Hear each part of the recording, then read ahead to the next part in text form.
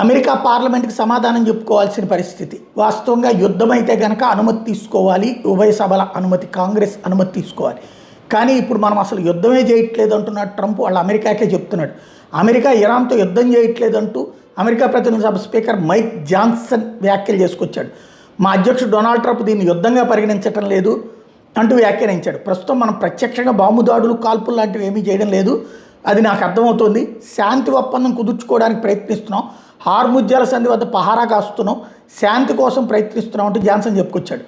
అదే సందర్భంలో ఈ వైట్ హౌస్లో మరోవైపున ట్రంప్ మాట్లాడుతూ సైనిక చర్య జరుగుతున్న గత 2 నెలల్లో ఇరాన్ 42,000 మందిని చంపేసింది, కార్యకలాపాలు కొనసాగుతున్నాయి, అందుకే దీన్ని మేము యుద్ధం అని పిలవం, నేను సైనిక చర్యని ఇష్టపడతాను. ఇరాన్ ఒప్పందం కోసం తహతహలాడుతోంది, వాళ్ళ ఆర్థిక వ్యవస్థ పతనం అవుతుంది, దిగ్బంధనంతో చమురు నుంచి వాళ్ళకి ఎట్లాంటి డబ్బు రావడం లేదంటూ అది పనిచేస్తూ అందుకనే దారికి వస్తుందని చెప్తున్నాడు అనమాట.